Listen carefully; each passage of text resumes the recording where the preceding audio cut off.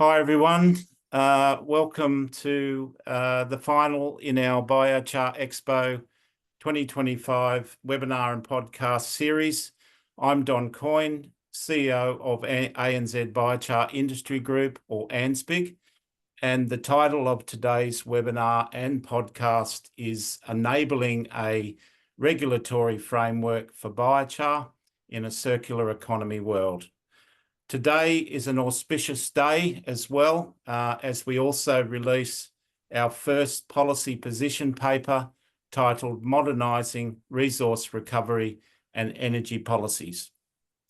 We are just 4 weeks until Biochar Expo 2025. It'll be day 2 in 4 weeks. It's going to be held at Southern Cross University's Balinga campus, right next to Coolangatta Airport, on Wednesday, June 25 and Thursday, June 26, with over 55 presentations on 2 days. You can view and download both the main and concurrent programs at anzbc.org.au. It should be a wealth of information sharing and partner networking. Social events include welcome drinks on Tuesday evening, a networking dinner and an awards ceremony on Wednesday evening at the Twin Towns Services Club. We thank our venue sponsor, Southern Cross University, and the Environmental Analysis Laboratory, EAL. They have been a long-term valued partner, as well as Regenerative Agriculture Alliance, connected to over 13,000 farmers nationally. Also, we thank our gold sponsors, Rainbow Beta, Metamorph Engineering, and Earth Systems, as well as all of our bronze sponsors. And there is silver sponsorships still available if anyone would like to sponsor the event. You can now you can view and download the full program on our website there. And this is a double lecture theatre at Southern Cross Uni with a capacity of up to 600. We are also looking forward to welcoming Morten Heik from Pyrolyse Denmark, who will speak to the $2.2 billion Australian dollar pyrolysis strategy by the Danish government, which is the largest of its kind in the world. And we think that the second Albanese government should follow suit. So we have an excellent panel today where we are looking at circular economy and carbon removal, emissions reduction, and the valorisation of waste products, particularly from renewable gas projects, but other projects as well. So I am going to hand over.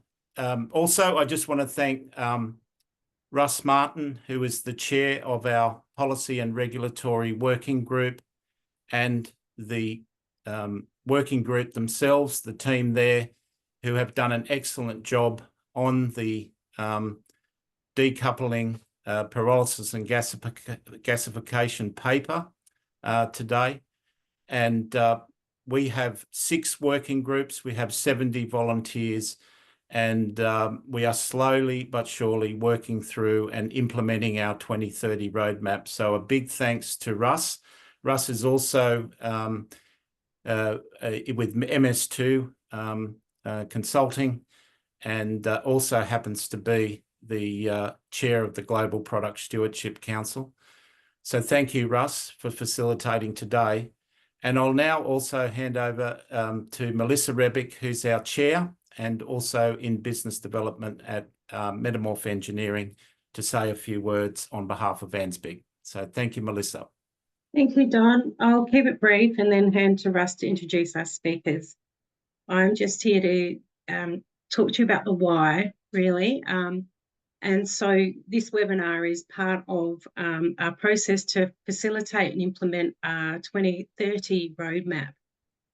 The roadmap aims to pyrolyse 50 million metric tonnes per annum of biomass waste, agricultural residues, and mitigate 30. And by doing that, we will mitigate 30% of Australia's greenhouse emissions by making approximately 15 million metric tonnes of biochar per year, which has a worth of $8 billion, while also producing 300 million gigajoules of energy in the form of renewable energy, thermal energy, or renewable fuels, and that has a value of a minimum of $5 billion. The biochar is being used to implement and help support reach the Australian government agricultural productivity target. If it was applied to soils, will exceed that target by 2030 by recycling carbon and improving natural capital and increasing yield. Will decarbonise industrial industries by using biochar in the likes of roads and concrete and more. It can be used to support mine site rehabilitation and remove and treat PFAS contamination, make battery anodes, to name a few. The Australian-New Zealand Biochar Industry Group, as Don has said, is a national and New Zealand peak body and represents many levels of the value chain represented across our broad membership. Many members have multi-million-dollar technology or projects on the go, and we're all expanding and growing that project reach, and now is the time. Pyrolysis of biomass waste also produces, as I said, the three revenue streams being biochar, renewable energy, renewable fuels, and carbon removal. It is a multi-billion-dollar industry, and there's global demand for carbon dioxide removal is increasing exponentially. So hence the timeliness of this webinar, and I'll now hand it over to Russ to explore the circular economy component of it. Thank you, Russ. Thank you, Melissa. Pleased to have everyone here today. It's wonderful that we've got about 200 people that have joined us. My name is Russ Martin. I'll be facilitating discussions today. For 35 years, I've been active in stewardship, sustainability, and circular economy, advising businesses and governments from leading market-based recycling legislation to assisting various countries in establishing or improving stewardship schemes. I'm CEO of the Global Product Stewardship Council and CEO of Sustainability Consultancy, MS2. Of special relevance today, I led development of the world's first biochar industry roadmap in conjunction with and on behalf of ANSBIG. And I chair ANSBIG's Policy and Regulatory Working Group, or POLRIG, with whom I led the decoupling paper that we're launching today. We're here to discuss some of the barriers, and if we can get the next slide, some of the barriers and opportunities around using pyrolysis and gasification to produce biochar and other bioproducts. And for shorthand, we'll be just referring to that as biochar, but no, it's more encompassing. Whilst we help align with related sectors to better help each other, to help each sector thrive and work towards a circular economy. Some of these aspects we'll be addressing today include circular economy, launching the paper, responsibly sourcing biomass and other feedstocks, minimizing competition for biomass and other feedstocks, so responsibly sourcing and minimizing competition as we do it, end uses and applications, circular precincts and regionally based approaches, and regulatory barriers and opportunities around all of these issues. We'll say we see today's discussions and the decoupling paper as a starting point for further consultations with regulators and affected industries to further refine and hone as an underlying set of core principles to hopefully influence regulatory reforms and better enable circularity. I'll start with some quick introductions for our speakers today, and then I'll give a bit of background on circular economy and introduce the decoupling paper, and then we'll have more panel discussions. Lisa McLean, CEO of Circular Australia, is unfortunately an apology today. I know how much she was looking forward to being involved in today's discussions. We've worked closely with Lisa for years, and look forward to many more opportunities to do so, but unfortunately, she was taken ill and couldn't make it. We've got Shahana McKenzie. Since joining Bioenergy Australia in 2017, Shahana has led the creation of important industry alliances, including the Low Carbon Fuels Alliance of Australia and New Zealand and the Renewable Gas Alliance. She has successfully advocated for Australia's first bioenergy roadmap, released by the former Energy and Climate Change Minister, Angus Taylor, and more recently, the creation of a Jet Zero Council for Australia, announced by Minister King. Shahana is the creator of the Renewable Gas Challenge, charged with replacing 20% of Australia's domestic gas with renewable sources by 2030. Bioenergy Australia has increased membership 400% under her tenure and now includes leading domestic and global brands. Angus Johnston is principal consultant and director of New Resource Solutions. Angus has over 25 years experience working in the waste management resource recovery field for government and the private sector. In addition to consulting in waste and resource recovery, Angus leads Biocarbon Soil, a business that connects organic recyclers with farmers and other potential markets for composted soil amendments to close the loop on resource recovery supply chain. Angus is passionate about the recovery of organic waste and its transformation into soil, food, and energy as a key step towards creating a circular economy. Matt Griffin is the COO of Advanced Energy Tech, where he leads the development of regionally significant circular economy infrastructure across Australia. With a background in chemical engineering and extensive leadership experience in the mining, energy, oil, and gas sectors, Matt brings a strategic, systems-level approach to complex resource recovery and infrastructure challenges. He holds an MBA with distinction from Melbourne Business School and is passionate about driving innovation that delivers tangible environmental and economic benefits for regional communities. A special thanks in development of the roadmap, the decoupling paper, and other PolReg activities are Anthony Reed, who's vice chair of PolReg, and Craig Bagnall for their tireless work on these efforts. Craig will be assisting us today on behalf of CETA Group and Catalyst Environmental Management. I've been fortunate enough to work with these folks over decades in most cases, and I look forward to some wonderful discussions. We'll let Craig show some of the special relevance for his involvement as we go into this. Next slide.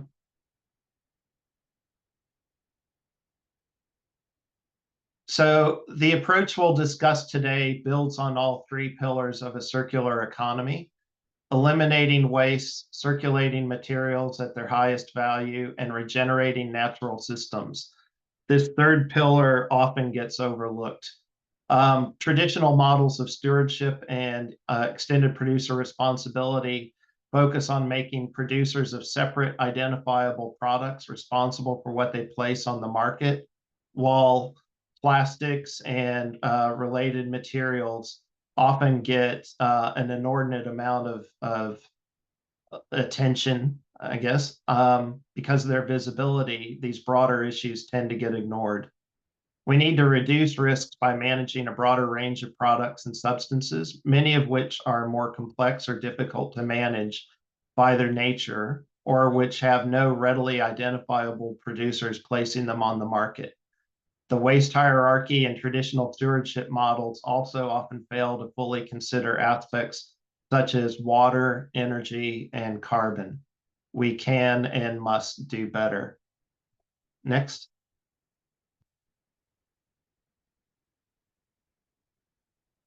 One of the things that we work around in circular economy is, or use to explain what's going on, is the so-called butterfly diagram by the Ellen MacArthur Foundation. And this shows a range of circular approaches for manufacturing, refurbishment, reuse, etc., as well as things like biochemical feedstocks, cascades of materials, anaerobic digestion, biogas, and regeneration. But we like to show that there is more to be done in this area and a more encompassing approach that makes broader sense for Australia and our industries. In an Australian context for circular economy, there have been discussions by the Circular Economy Ministerial Advisory Group, and they've released the Circular Advantage final report. There's a circular economy framework that aims to double the circularity of the Australian economy by 2035. And Circular Australia, amongst other things, and being involved in these discussions, is advocating circular precincts, which align well with some of the concepts we'll be addressing today around trying to bring technologies out to where resources are being generated and producing regionally significant approaches. Some sector-specific examples of circular economy are the water sector, emphasizing biochar to help address PFAS and microplastics in their Help Us Help You report in particular, and the Australian Agriculture Circular Economy Framework, which is under development. These approaches all have more of a framework approach, but there's a significant amount of detail that needs to be done to elaborate on them. What we're proposing is a modified butterfly diagram on circular economy that builds on these previous efforts by reintroducing concepts like rehabilitation or regeneration of nature, having circular and renewable bioenergy and biochar, factoring these into the feedback loops that go on. A core aspect of this is we want to build on what's already been done and the many substantial efforts out there to increase sustainability and circular economy. But we want to leverage what has already been done and help maximize it by working collectively with other aligned industry groups. If we look at the decoupling policy paper that we're launching today, this was endorsed by the ANZBIG board earlier this month. A core concept of the paper is that not all thermal treatment systems are the same. Higher order use is an issue that often reflected in regulatory approaches, but can be considered based on outdated models like the simple waste hierarchy. We suggest that higher order use should instead consider modern critical challenges such as climate change, food and water security, sustainability, and others. It's important to enable innovation pathways to facilitate pilot scale trials and help introduce commercial demonstrations so that we can help show regulators that there is a robust basis for these efforts. There's an underpinning that is effectively considering risks, and that improved regulatory approaches could help to better encourage these innovations in a way that still reflects general environmental duty to protect the environment and human health. Queensland's energy from waste policy gave us a bit of precedence on this by recognizing liquid fuels from waste as higher order use of resources rather than linear combustion for energy or disposal of waste alone. And again, we're seeing this as a living document with further stakeholder engagement and refinement that we want to have to enable this to be more effective. Another key finding or key consideration of the paper is the understanding that regulatory frameworks need to decouple biochar and valuable co-products, particularly those that meet industry standards, like those that are under development within the biochar industry, from automatically being prescribed as waste to recognize desired and intentionally produced value and high quality products. These are resources, not waste. There are opportunities to enable more circular approaches but they're constrained somewhat by existing regulatory approaches that we'll go into.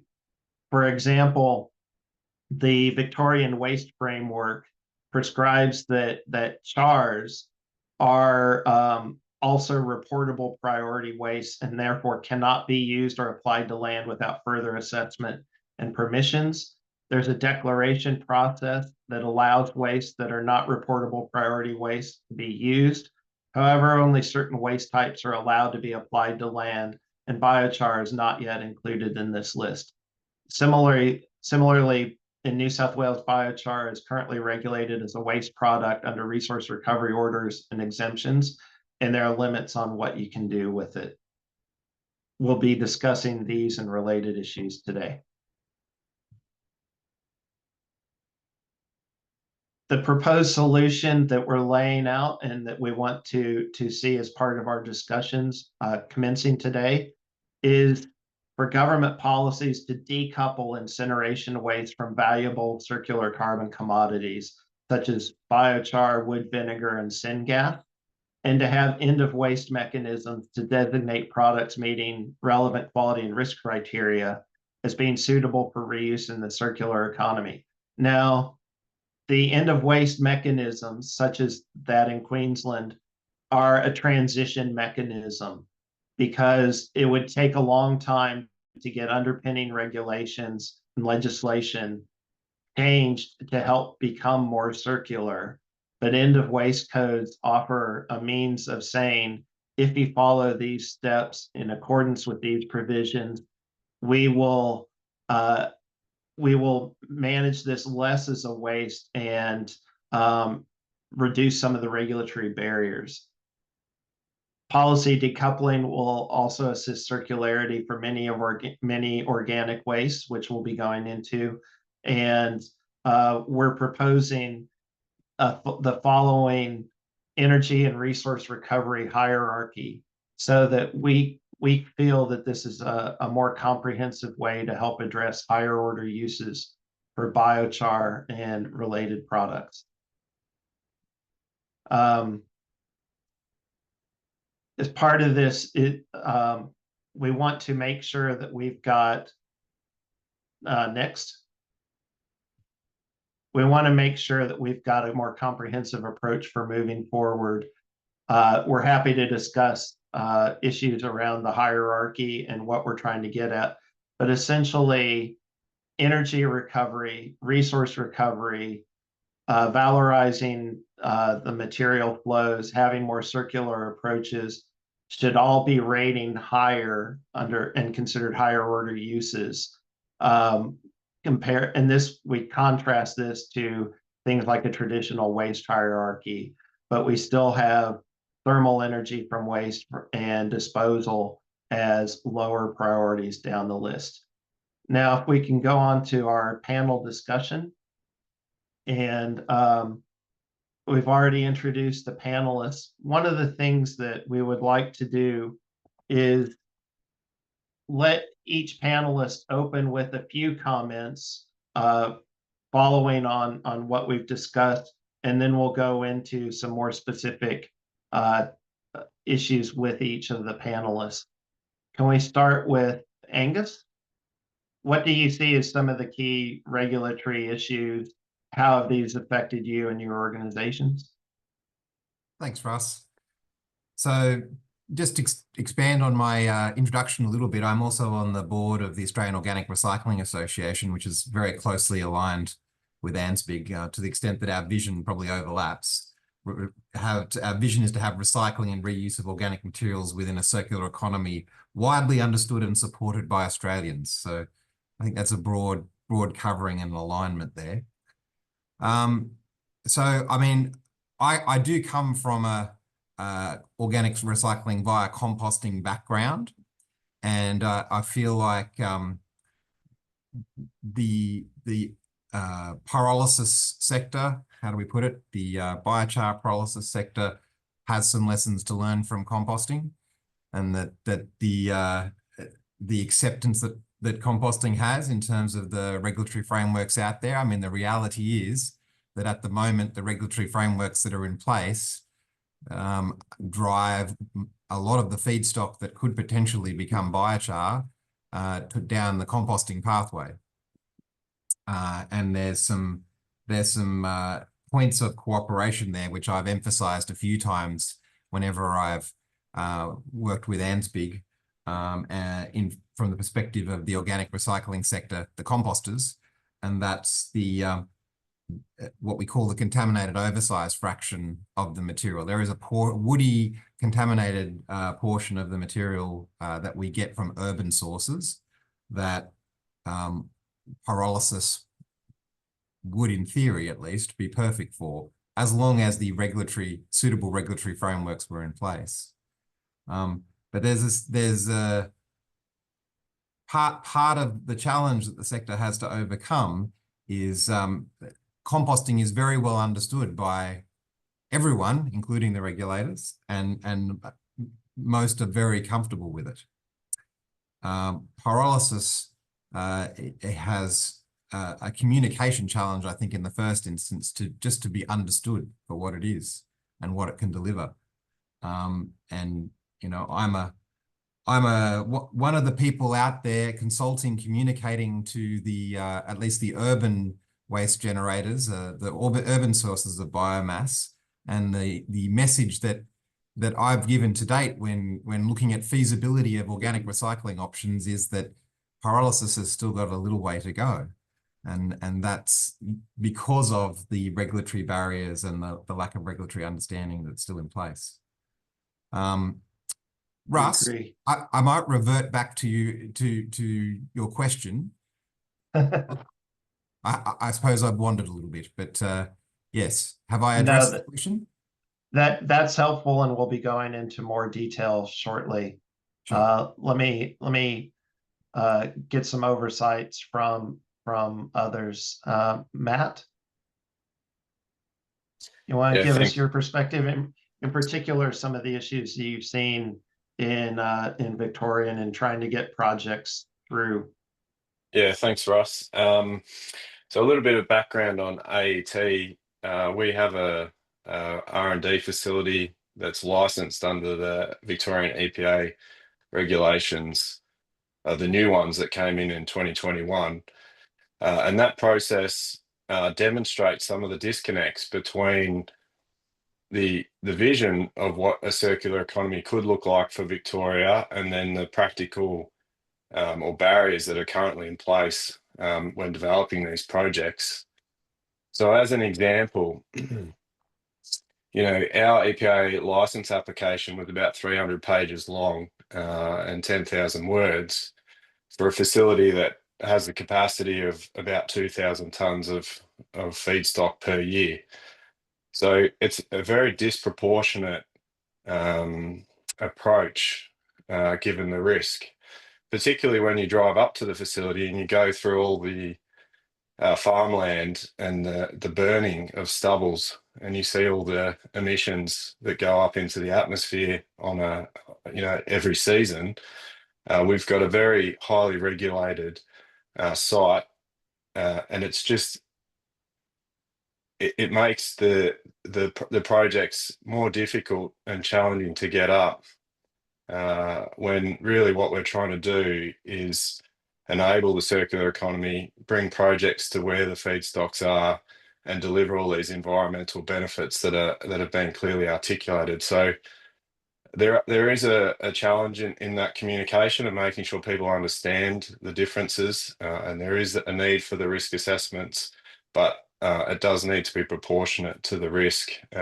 And I think this decoupling paper, along with other work that ANSBIG's doing with Standards Australia, will help drive the industry forward in the coming 6 months or so. Great, we appreciate that. Is Shahana available? Yeah, I'm here. Wonderful. Good to have you join us. We do appreciate all the work with us that you've been willing to do, and we're hoping that you could help discuss Bioenergy Australia, your strategy, and some of the related topics, including priority pathways and development of markets. Can you just talk us through those a bit, please? Yeah, look, I joined Bioenergy Australia around 7 years ago, and I think that for the really clear strategy that we had as the industry association was to enable market development, and that through enabling markets, it is going to then provide the impetus for regulatory change and to have barriers removed and the like, because there's going to be pressure for those things to take place. The focus for us, pardon me, as an industry association is primarily on sort of two main pathways. So low carbon liquid fuels being one, and we run the Low Carbon Fuels Alliance, and renewable gas being the other. And the reason that we focus on those is because of really what came out of the bioenergy roadmap that was discussed earlier. The focus for us on really building up the end consumer market and the voice as the advocacy tool for our sector has been crucial in what we've been able to achieve to date. So, I mean, in the last sort of 12 months, we've had, the announcement of 250 million being allocated to ARENA as part of the Future Made in Australia Fund for low carbon fuels investment. We've had 20 million allocated for Certificate of Origin scheme for low carbon fuels and the prioritisation of biomethane in the Certificate of Origin program. We've had amendments to ENGAs that have taken place around low carbon fuels being able to be accessed or reported on as a market-based mechanism. And that will also be applicable for renewable gas from the 1st of July this year, which is going to be a massive enabler. But there's been a raft of things that we've been able to achieve. And I would say that really the way that we've achieved that is through having the voice of the off-taker and really that driving the agenda. I really struggle running an industry association, getting traction, whether it's political traction, whether it's funding, regulatory changes, whatever the case may be, if it's just the producers talking from the producers. My suggestion to the industry is, to be really building up the advocacy work for those consumers of your product and having them be your voice. We agree. We've seen very much related issues in biochar, and particularly the need to develop more of a demand pull approach. If we can develop the markets properly to help pull this material through in a range of ways, we create more opportunities. We've got a lot of biomass around that we're all trying to do something more constructively with. But we need it to go somewhere, to help make this all viable. That's it. And what is the market willing to pay? I think that also is a really crucial element to this. I think there is the one perspective in terms of how much it costs to produce something and the value of what it is.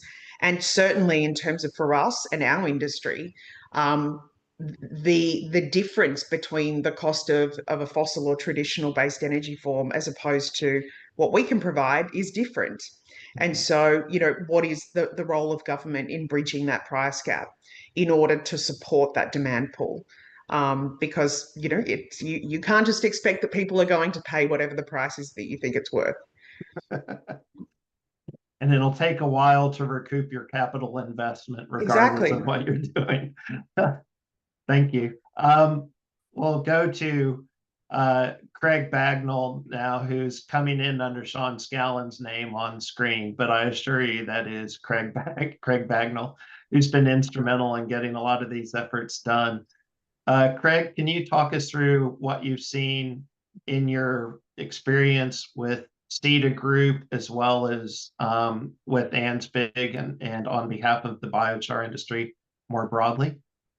Yeah, sure. And I'd like to just build on everything that both Shahana and Angus and Matt have all said, and just that real focus on there's no point recycling a product if they're not buying it. And I wouldn't mind going a little bit further there about the role of government to understand its own procurement in it too. We had a meeting with two of the commissioners of the Australian Productivity Commission last week with ANZBIG, with Melissa and Don, yourself and I, to talk to them. I'm on the executive board of ANZBIG, for those who I haven't met before. It's been a few years since I saw Shahana, so great to see you again. I see Angus and Matt a fair bit.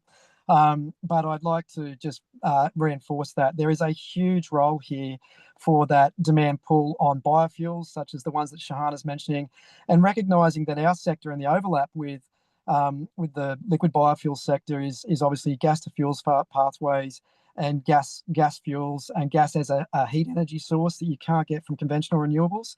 And then, of course, the biochar itself. Our systems in commercial level are doing all that and pulling all them through. Going to Angus's point about the social license and the communication piece, one of the key things that we're seeing that's really important is to realise biochar is not new. It's been done for thousands of years by Indigenous cultures all around the world. And pyrolysis is the word that probably scares people off. And I totally agree with Angus there that it can be easily misperceived. And certainly that's where we're seeing that all thermal treatments in a regulatory sense are often grouped together. You'll see in many states that pyrolysis, gasification and combustion and incineration and many other forms of thermal treatment, microwave and others, are all being grouped together. And the key message we're putting in this decoupling policy is that they're not all the same. Some are providing these circular resource recoveries into these areas. And as everyone has said, the risk for investment, the risk for markets to uptake them at the other end is to have that certainty that it's a fit for purpose product coming through. So standards and certification, like Matt said, is really critical. And we've got we're hoping to have an Australian standard in place for the biochar itself by the end of the year. The gases and liquids are often got standards applicable as they are. But this has been a gap. So ANZBIG under its roadmap is addressing all of these. And if we want to look at the global context and just zoom out, we're seeing big investments by governments that are recognising this potential for recovery and circularity and circular carbon. For those who aren't aware, the government of Denmark last year invested $1.35 billion in the agricultural biochar sector as a focus just for that, let alone all of the industrial uses for that carbon to displace fossil carbon. And that's the equivalent of about 2.2 billion Australian. Our roadmap is seeking about less than 15 times than that to get started, and to do so to enable ANZBIG to get an army on the ground to move quickly to both reduce new emissions of carbon, but also to remove carbon. And that's a key separation. And as Shahana mentioned, she put into Angus reporting, we are working on both a carbon credit method through ANZBIG and the cross-industry working group for removal, as well as recognition under Angus and the associated inventories that go up into the Paris reporting. And we're getting good reception from the federal government, and that's due to our alignment and MOUs in place with groups such as AORA and WASA, the peak body for the water utilities, and many others. I'm not much of a replacement for the likes of Lisa McLean and Circular Australia, but I know that Lisa's doing some wonderful work on establishing circular precincts around Australia, such as one that I think is launching in the next week or two about creating it in the Illawarra. There's still circular precincts here in New South Wales being looked at in the Hunter and all over Australia. There is a very strong link because it's just carbon.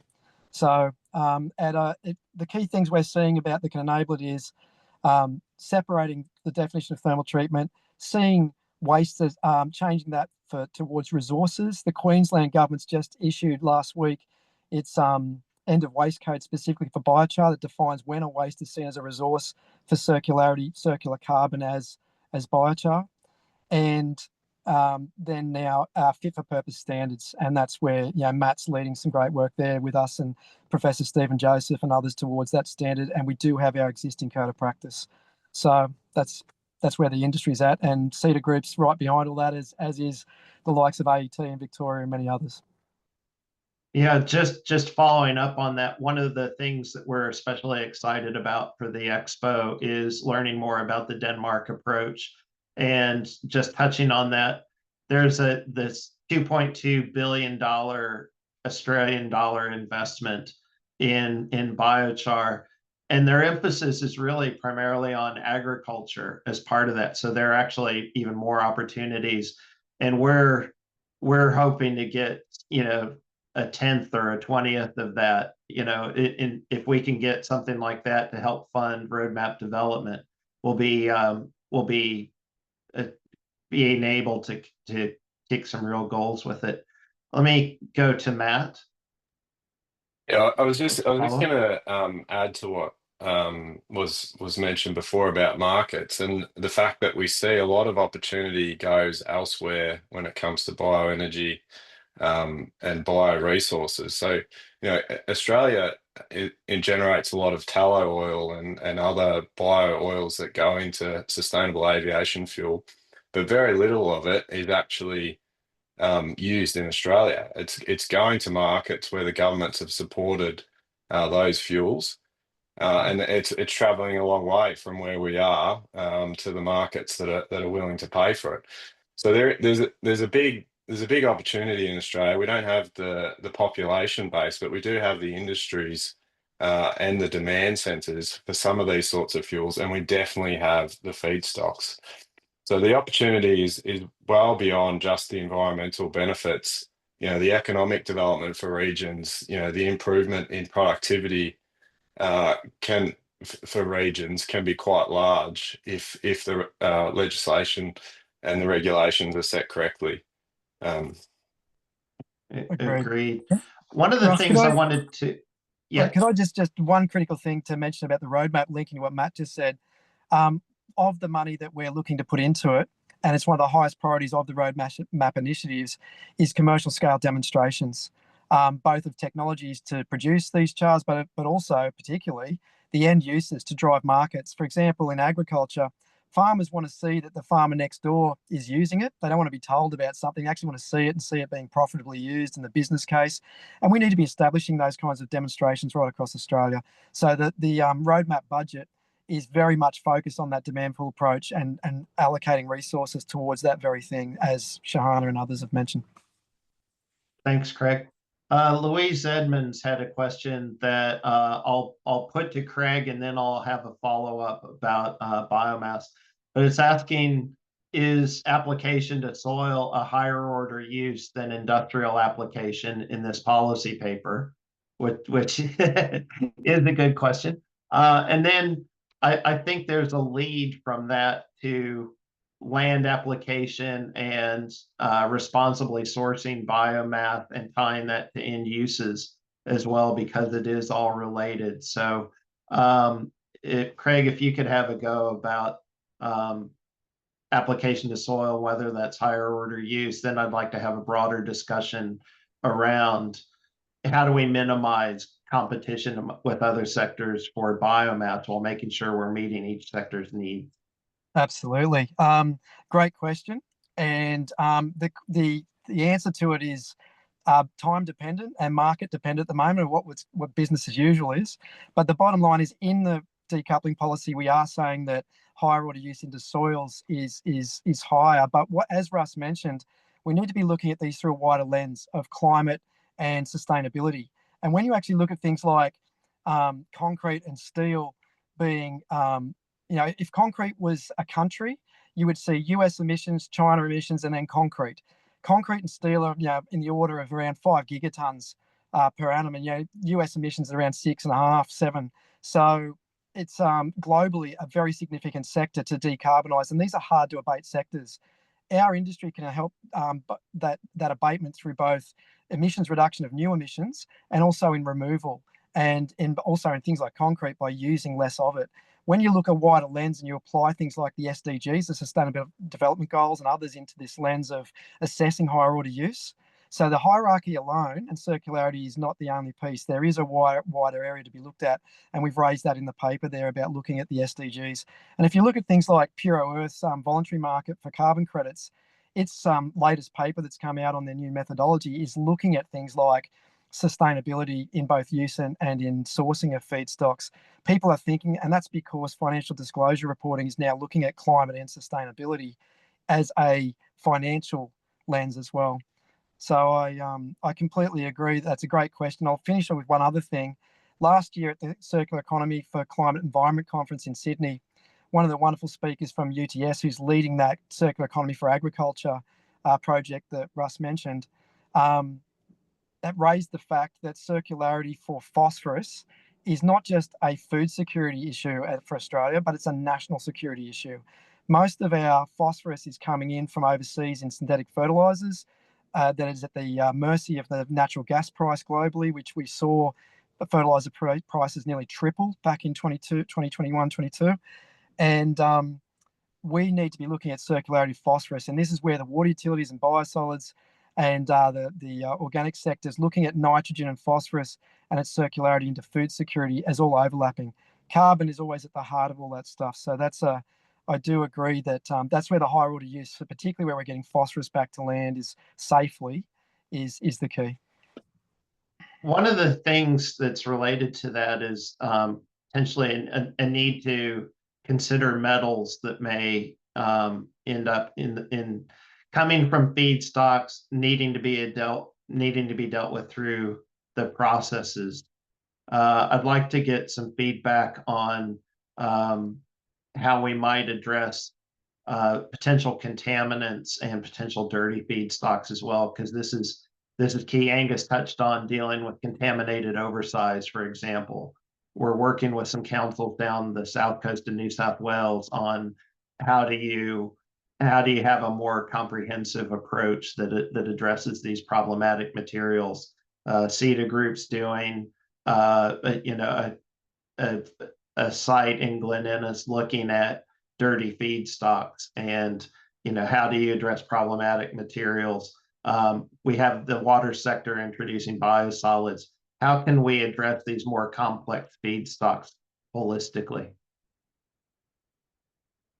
I'll open that up to anyone. I think Craig probably has more to say on it first, but we'll go to Matt first then. Well, yeah, I was gonna not answer your question, Russ, and just go back to one of the things you mentioned before, but I'm happy to be quiet and let someone answer the question. But I think AET is a project development company, so we're technology agnostic, but we're also process agnostic as well. And I think, it kind of goes to what Craig was saying before, but it is really horses for courses when it comes to a project. And so, we're having this webinar for ANSBIG. We've got Aora representation as well from Angus. But really, when you look at a project, it's got to be, contextualized. So the question about, is soil use the best case? Well, are they going to pay for it? Is it going to work? Are the contaminants right? There's all these questions that need to be answered. And, we can't be fixated on one particular outcome. We need to look at the context of the project because, getting projects up is better than sitting there debating, whether or not projects should do this or that. It's really about getting projects off the ground and making sure that we're getting some of these benefits, even if it's not the perfect solution. I think the saying, don't let perfect get in the way of good applies in this space. Melissa? Yeah, look, I just wanted to mention, of course, that our standards that you can talk more to shortly, which looks at the standards for making and using biochar. I think the EPA requirements in different states allow more testing. For example, in South Australia, we can test a certain amount of feedstock before we have to get EPA approval. But there's sensors that can be used to test small amounts of feedstock to test the contaminants and the like, and what if there's any toxic gases given off by that. There's also processes for testing the biochar as well and how it's made and used.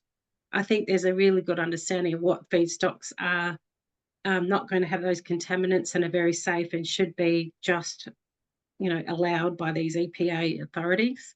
But most stringent technologies will have processes for measuring emissions and making sure they meet those EPA guidelines. I don't know if that helps, but Craig may want to add to that as well.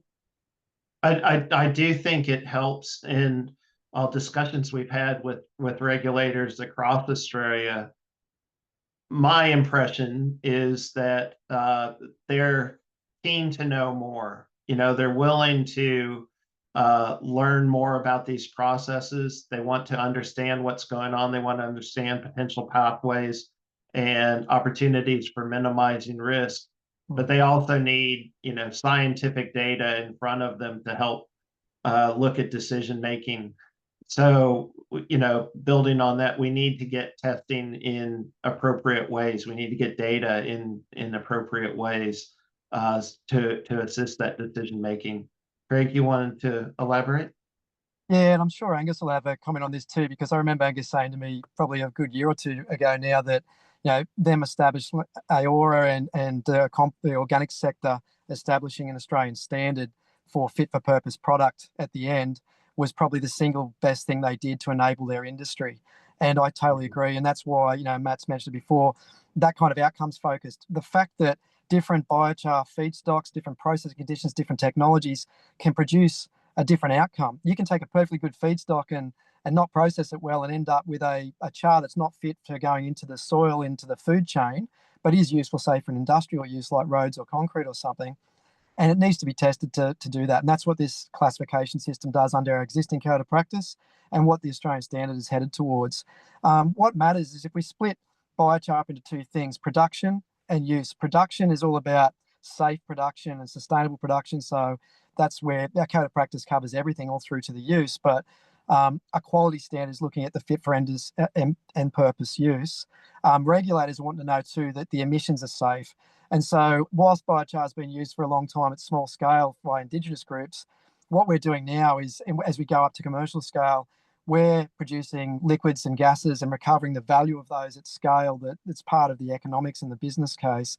And those things need to be produced safely too. So there are emissions concerns. If you've got problematic feedstocks such as plastics, they're chlorinated, those things can make carcinogenic compounds in any kind of thermal process, including incineration.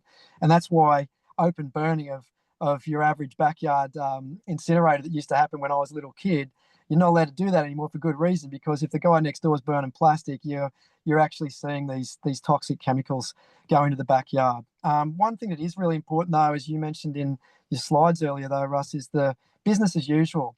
We are, and Matt mentioned this, our business as usual at the moment is to, for a lot of these problematic waste, is to either landfill it, open burn it, such as some of these agricultural stubbles that Matt mentioned, or to let it just degrade back into the atmosphere. The opportunity here for climate sustainability action to intercept that and carbonise is very, very high. CDR, you'll see this in the roadmap if anyone hasn't seen it, there's a great diagram. 99% of all carbon normally goes back into the atmosphere inside years, maximum decades. And that's not your hardwoods and the trunks. You're thinking about all the grasses, the cereal crops. Think about all the food waste. Think about the corn husks and rice husks and everything else. This is stuff that's underutilized, that breaks down, goes back in the sky. If you intercept that, half that carbon can be kept down. And that potential at a global level is 6.6 gigatons, 6.6 billion tons. That's about the scale of US emissions. That's the level of opportunity for biochar if it's done right. So that's the second largest emitter after China. That's right. So there is and that's sustainable without competing for food. And I think that's probably something too, that great question earlier about, what's higher order use? The social license for our industries, from biofuels, for combustion and thermal systems, goes back to how those feedstocks are used. And I know that the biofuel sectors work through from first generation fuels to second generation, where they're using residues and waste, and to third generation with agriculture.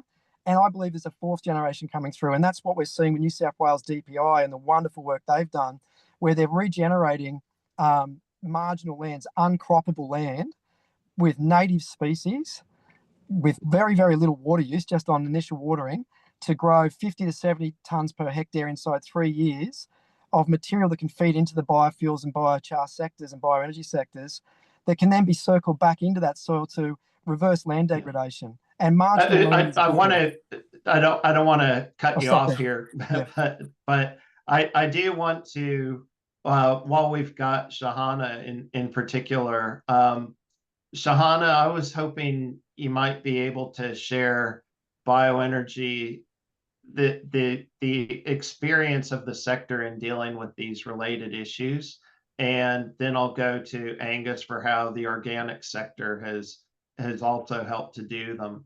It seems that we've got a lot of common issues, that may have been addressed in different ways. Rather than reinventing the wheel, it would be great if we could be better aligned with related sectors. Yeah, so I think like from our perspective, and where we have been focused has been on driving the market, because in driving the market and driving the offtake demand, as Matt kind of mentioned earlier, Australia exports around $6 billion of canola currently to make low carbon fuels in other jurisdictions. Our used cooking oil exports went up by 33,000% from 2019 to 2022 into the US market.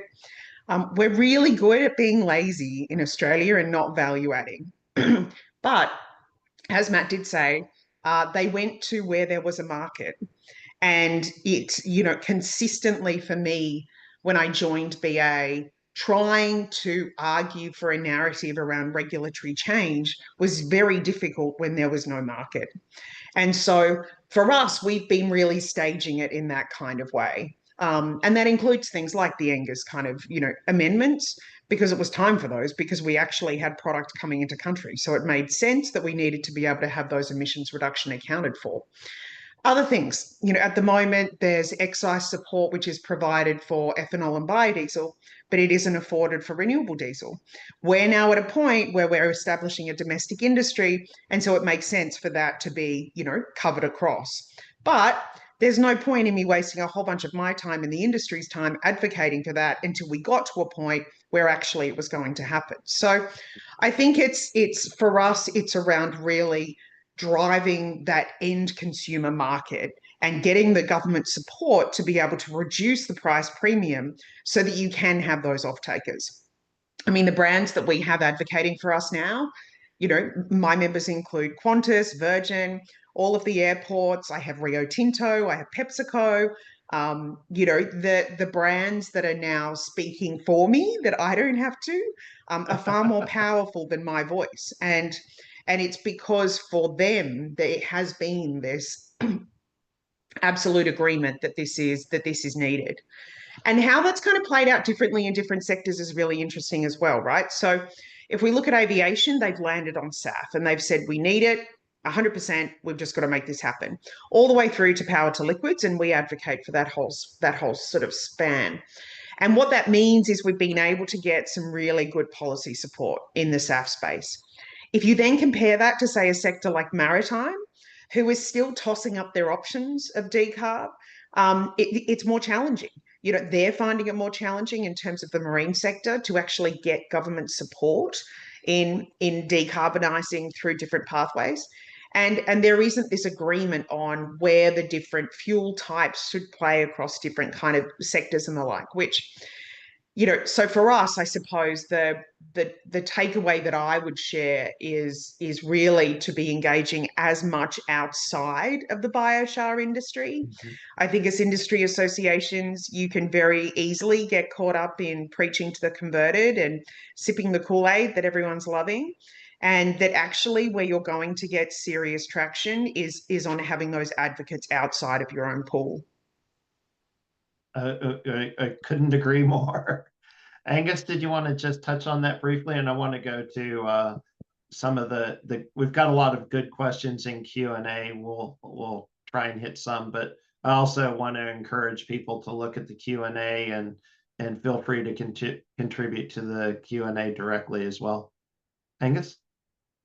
Yeah, so well, I think I'll continue on from Shahana's getting the advocates to do it for you theme, but I'm going to go to the supply side, not the market side. And that's the place I play in more.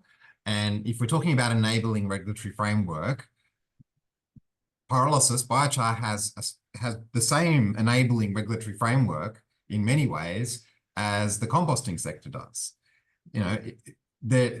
All of this biomass is available for resource recovery because it's expensive to go into a landfill and you can't burn it anymore in the open air. So there is an enabling regulatory framework. It's just that there are more recognized and potentially cheaper technologies that are taking that biomass first, like composting, which is why there are so many composting facilities. Now,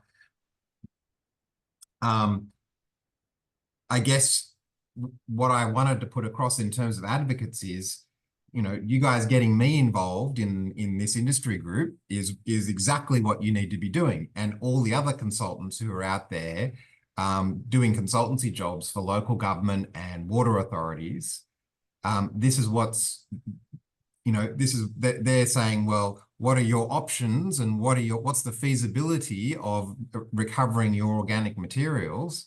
And it's at that point, before even the procurement process starts, that you have to be on the agenda. So if I was going to say one thing about educating your advocates, it's people like me you need to educate, and you need to show me that it's only 12 or 18 months away, that the right regulatory framework, the barriers that are in place, which is exactly what you're doing with decoupling, the barriers that are in place, you're in the same category as mass incineration at 250,000 tons minimum scale. If you can get another pathway and then tell us that you've got it or it's close, we can start telling the suppliers, who are the ones most likely to fund biochar manufacturing facilities, the suppliers of waste, that you are a viable alternative. And then we can start talking about all the benefits and why it's a better option than just composting. Thank you, Angus. There are a number of questions we wanted to address. One is there a parliamentary Friends of Biochar or pyrolysis? And there's not, but that's a good suggestion that we're happy to take on board. We've had related discussions about how best to engage. There's certainly room for improvement on that. Another question by Cyril Giroux. It was mentioned that biochar can support other sectors to decarbonize, like concrete. What focus is put on the biochar sector to consider third-party verified life cycle assessments or environmental product declarations to ensure the impact of carbon sink is credible? And tied to that will be the discussions around code of practice and standards. So would someone like to address that? This ties in with the fitness for purpose as well. Well, I can give a simplified answer. Craig's probably Great. got more detail than me, but well, if I understand the question, it's about how we're ensuring that these life cycle assessments are done. Basically the market's demanding life cycle assessments, as far as I understand. So if you've got a building product, it's very difficult to put that in a market unless you have an EPD. So they have to be done. And being life cycle, it's the whole value chain. So biochar projects are looking at that. There are methodologies around the Pure Earth and other standards that look at the life cycle. That's all standard stuff. And if you're supplying biochar into an industrial product, people are demanding that information to make decisions. And if you're not providing it, then you don't have a marketable product in my mind. Yep. Totally agree. And it's a great question. I think the environmental product disclosures is an area where we will be advancing into that, and certainly, green infrastructure and buildings and is looking closely at it. But just back up at the carbon credit end. So, as everyone might be aware, carbon credits sector has been the key issue and risk there for the last 10 to 20 years, but particularly into focus in the last few years, has been integrity of the carbon credits. And the market's actually been under extreme pressure because of it. And it's resulted in international systems being brought into place that's now been brought into legislation in Australia as well for financial disclosure reporting to ensure that integrity in carbon crediting and climate sort of disclosure statements, including into products, is made with integrity. And one of the key features of biochar is that it's highly measurable in that sense. So under both Puro and American Carbon Registry and under Vera and many others now, there's multiple biochar methodologies in the voluntary market around the world. Australia, through a cross-industry group, not just with the biochar industry, but many others, including end market users, steel and many others, put forward an ACCU method for the Australian carbon credits units to the feds last year, and also into adjusting existing methodologies such as the facilities method earlier this year, and as Shahana mentioned, adjusting the NGES frameworks and the inventory so that you can have a removal crediting against the existing emissions that helps the national reporting to the Paris Agreement. So there is there's lots of evidence, and it's now being accepted. It's one of the reasons why carbon credit methods for removal through biochar carbon CDR has been sought after globally as the largest CDR carbon credit method, and CDR credits are being sought at the highest value. To give you some idea, you're talking about 4 times, maybe 5 times the value of an ACCU emissions reduction or avoidance credit. So versus a CDR credit is running, much, much higher in the voluntary markets. So there's big opportunities here and good methodologies already available to us to prove that. Great. We had more of a comment from Annette Cowie with DPI. Please clarify that gasification destroys PFAS, doesn't volatilize it. That's an important distinction to make, and looks like Matt would like to reply. I was just in the middle of a comment.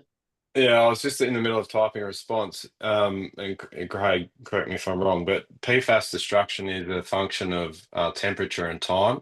And so you need to hit a specific temperature for a certain amount of time. So as long as the technology that you're using does that, then the PFAS will be destroyed. But it depends on the technology and the setup. Yeah.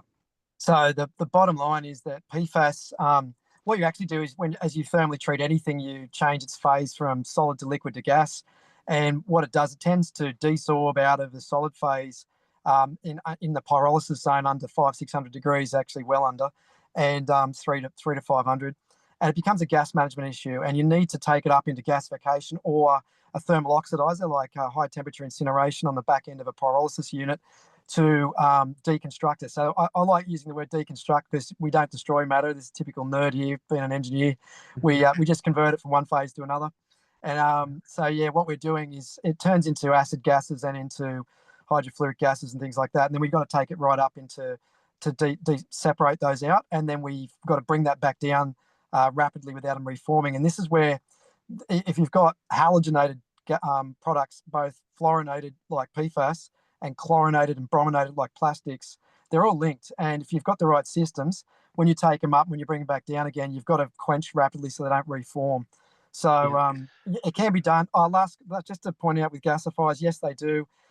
There's actually been a webinar run in the US where the largest gasifier in the US doing biosolids for the wastewater sector has shown at commercial scale they've done that, and it's been done in Europe and here with groups like Southeast Water in Melbourne and Logan to Standard 2 up in Brisbane, and with us in Cedar, we've done it at bench scale. We're about to start trials now at field scale with our technology too. One comment by Andrew Lucas, and I'll rephrase it a bit, but it's standards need to account for naturally occurring heavy metals, e.g. arsenic, which are concentrated in biochar, not related to the feedstock. Given the importance of fitness for purpose and demonstrating pathways around potential substances of concern, would somebody like to address the issues around metals, including the issue of bioavailability, which we've been discussing, and potential for biochar to also make some metals less bioavailable? Matt, do you want to have a crack at this, or you want me to take it? No, yeah, I'll leave that one with you. I think well, I'll just say I think these are very technical questions, and so in general, you need to make sure that you engage with people that know what they're talking about, and that's my general summary here. Don't just wing it. Yeah, absolutely. Well, it is important because this is the kind of issue that regulators do raise. They need to understand the pathways how the processes we're talking about can minimize or address these issues. And they're also important from a market development perspective as well, because the markets don't necessarily want these materials, or they want to know how they can be managed. So yeah, no, I'm not saying they're not important.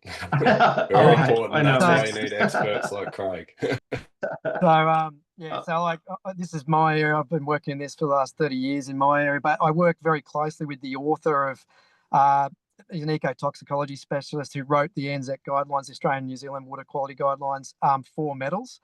And it's all about bioavailability. So what happens with all this is we look at total metals, but what's important is the amount of those that's in dissolved that is then also dissociated and freely available to bind in the environment to cause potential harm or not. So we look at bioavailability. So when you do criteria and testing, we have trigger values. We start at the easiest, cheapest test, and we look at total metals, then we look at dissolved, then we look at bioavailability. Then after that, we look at other, there's multiple tiers, and then we look at the receiving environment as per that question. You know, have we got copper deficient soils? Have we got zinc or zinc deficient soils that it's going into? What is the receiving environment as well as what we're making? At a very high level, carbon is used also as a filter. You heard of activated carbon. It likes to hang on to stuff. There are thousands of studies showing, peer-reviewed, that show that biochar holds on to and adsorbs and absorbs metals and makes them less available to plants and animals. In fact, even when you put in soil, if there is already metals in the soil that are bioavailable, it can even start to bind that and hold it back and look at it as almost like a slow release mechanism that's in the right level. We look it's at an important issue to address. Matt, let me cut back to Matt. Oh, sorry, Yeah, sure. yeah. Like Craig raised a good point there, right? Like, so it's all about fit for purpose risk management, as we went to earlier, right? So there are ways to determine whether or not that this risk actually exists. And we go down all the way to the extreme end, and you've got a problematic feedstock, you've got a process, you've got all the different tests, and you get to the bottom test. That can be a very expensive exercise.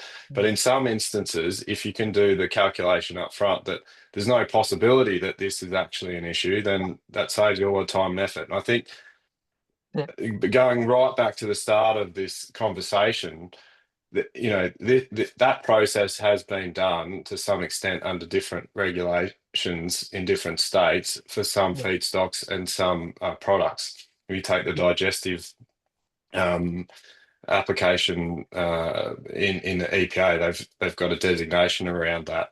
Compost obviously has a process and some standards around making sure the feedstock's appropriate, and then the different contamination levels.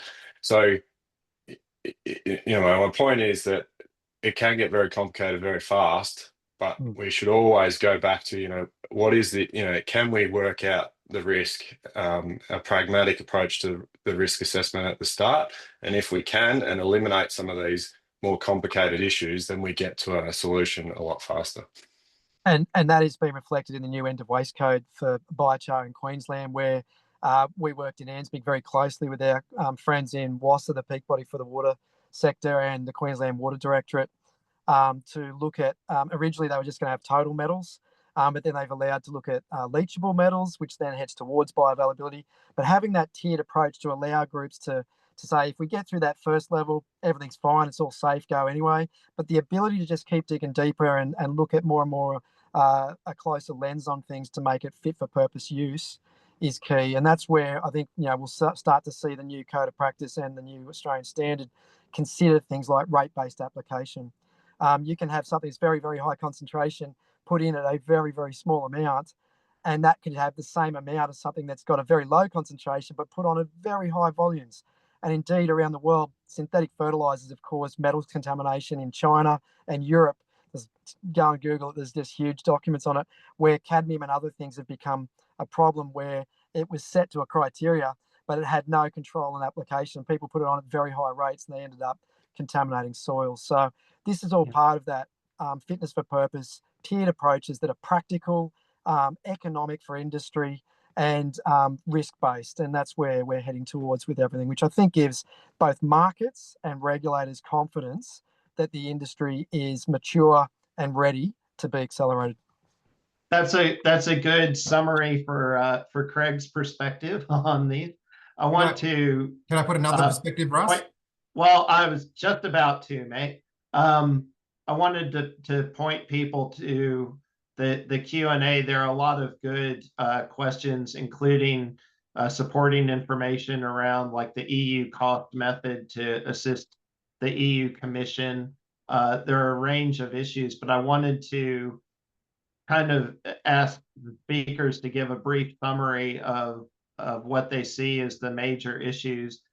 First, I'll highlight a few of the things that I've been focusing on today, or that I've been hearing in the discussions, and I'll go to the others. We'll take Craig's summary that he just gave as his version. It was quite good.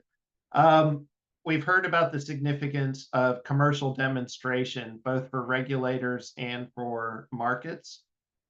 Getting the right information to regulators, having the right information in their hands, and to a sufficient level of detail. We've discussed fitness for purpose and risk management. These need to go where the market is.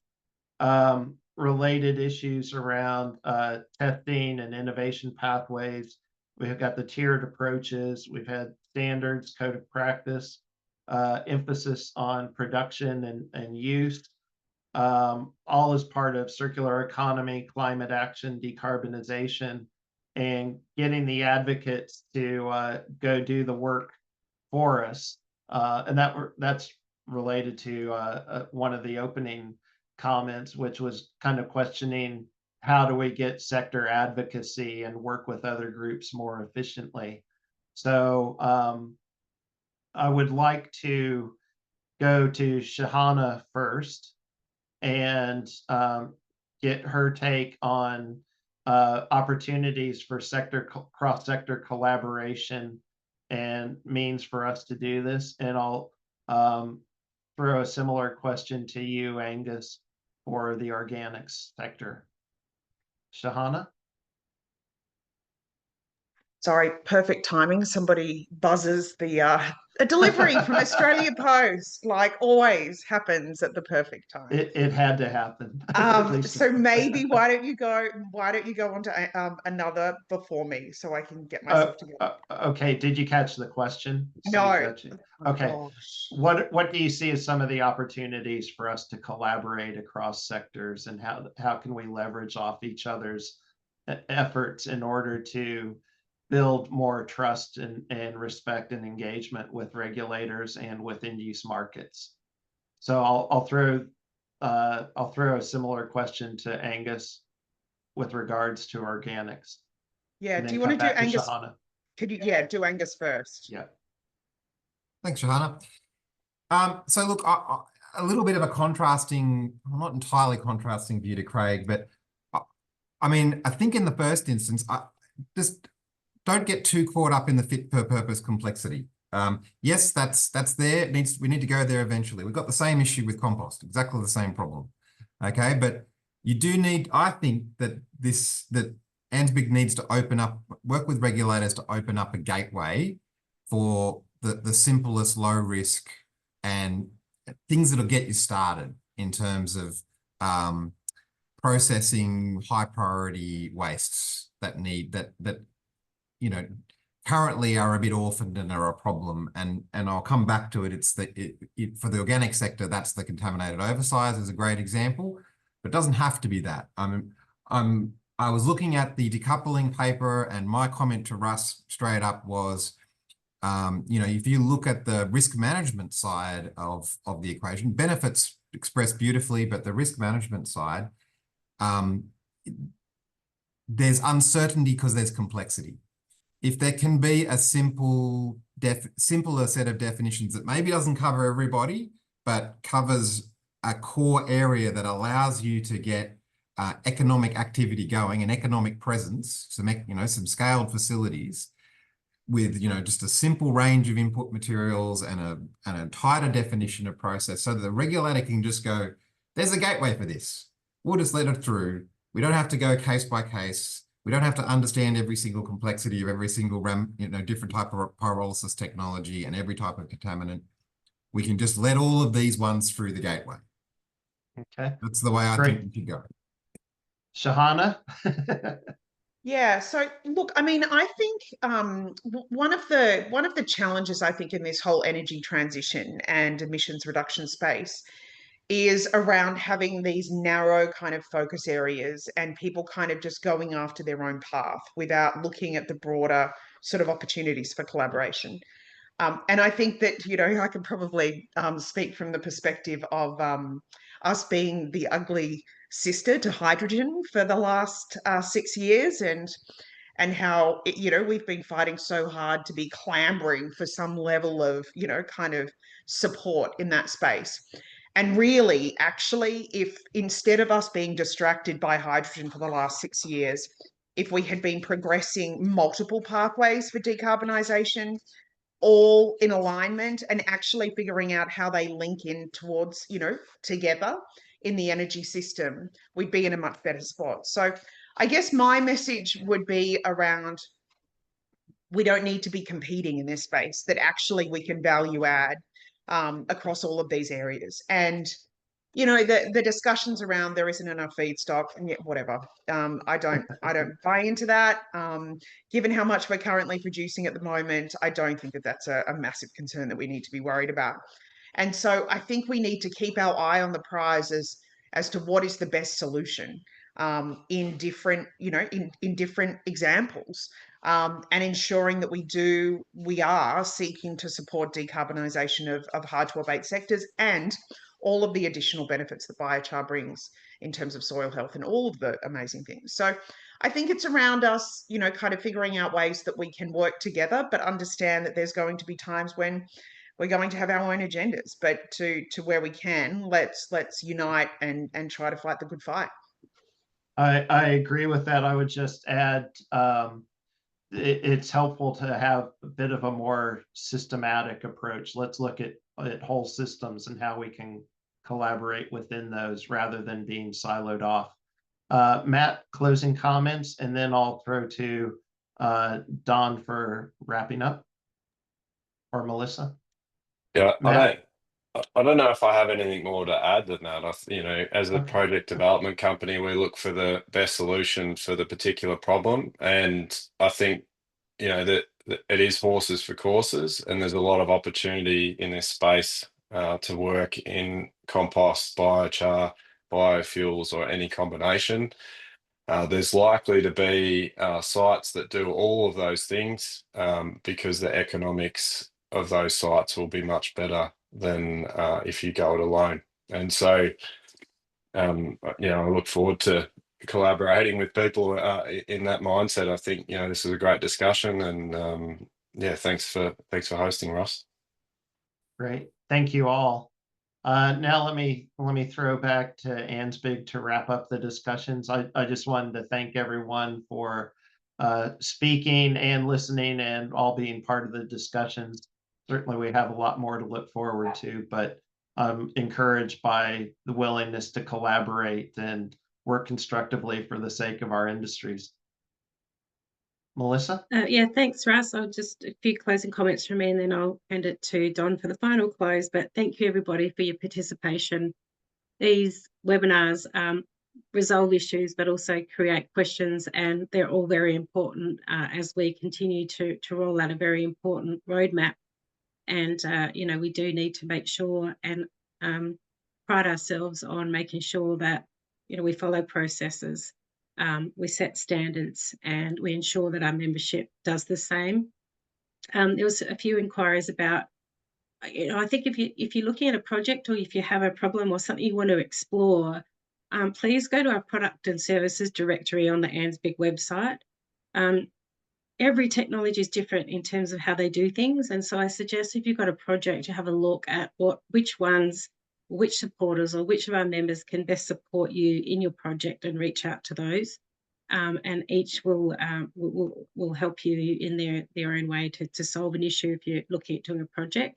But from ANZBIG specifically, we continue to have our 5 working groups that work across a range of issues that have been brought up today. And if there's something that, like there's some things that have come up today that will probably be put to our working groups to look at, discussing and resolving and progressing the industry forward. So really thank you everybody for your participation in that, because it does help to grow the industry. And hope to see you all at the ANZBIG conference on the 25th and 26th. So over to Don now to do the final close. We'd also be remiss if we didn't say that the decoupling policy paper is now available on ANZBIG's website. It's available for everybody to have a look at and comment. Don? Yeah, thank you, Russ. Thank you for facilitating today. Thank you, Melissa, for your comments there, and all our panelists. So Matt Griffin, Advanced Energy Tech, Craig Bagnall, in Catalyst Environmental Management and Cedar Group, and also on our Technical Advisory Board and Executive Board, and Angus Johnson, and on the AORA board. Thank you for your comments. And of course, Shahana McKenzie from Bioenergy Australia. Wonderful that you popped in, Shahana, and we'd love to partner in a closer way with bioenergy moving forward. And I thought it was, a wonderful discussion. And I was in the background here typing away, and I have, highlighting that we have put the decoupling policy paper, this ANZBIG's first policy paper, in the chat there. And we will get it up on the website. It's not officially up there yet, but you can download that, but we'll have it up there very shortly. You can also just look at some of the other documents I've put up in there if you want to download them now, but they include the main program for Expo, Biochar Expo 25, the concurrent program. So we've got 55 presentations over 2 days. We have some incredible partners, including Pyrolyze Denmark, Wakefield Biochar, Deakin University doing our proceedings, peer reviewing our proceedings, Highway Group who do biochar in roads. We've got Annette Cowie from the New South Wales DPIRD, Professor Stephen Joseph, we on our executive board, and we've also got the Department of Tourism, Science and Innovation, DETSTI, talking to the End of Waistcoat Queensland. We've also got Monique English from Standards Australia talking to the Australian standard for biochar, biocarbon and associated products. And we're partnering with them to write that by year end. And also I've put the Pyrolysis Denmark memo to the Danish government's pyrolysis strategy. If you want to deep dive into that policy, we think Australia should follow suit. I've also put in the review of the animal effluent method by the National Farmers Federation. It includes pyrolysis of digestate to make them more economically and environmentally viable. I've put our code of practice in there that Standards Australia will be utilising to accelerate the standard. I've also put in infographics there to the markets for biochar, biochar for soil applications, non-soil, and also non-soil uses of biocarbons as well. There's the end of waste code for Queensland. It's now publicly available, so you can have a look at that. We also have stop notifications. The biochar method expression of interest into the ACU method that we supported and facilitated last year. Also, ANZBIG's submission to the ANZBIG's submission to the Australian Productivity Commission's opportunities for a circular economy, which Russ, Craig, and the Polreg group led. The Engers method for the carbonisation facility in the recent review, and also our submission to that. And ANZBIG, in tandem to the Australian standard, will be developing a certification scheme by year end for biochar producers and their products, which will assist both interstate trade and international export and import markets. But coming up next month, our next live event, now that we've completed this Biochar Expo 2025 webinar and podcast series, we thank all of you out there for your participation today. We also thank all of our sponsors of the event. Without you, it wouldn't be possible. There are still sponsorship opportunities available. You can still get into our expo and have a stall. You can still get on to the main program. There's 2 spots left. Who wants them? The other side of it is that we will have social events. We'll have a welcome drinks on the Tuesday night. We'll have our National Biochar Awards ceremony and network dinner on the Wednesday. And so, yeah, please spread the word. Please like and share our post on LinkedIn. And we've got a capacity up there on the Gold Coast of up to 600 in the double lecture theatre. We'll be streaming live and recording the whole event. So until then, yeah, we will see you on the Gold Coast, and thanks very much again for everyone who attended today. Charles. Thanks, Don. Thank you all.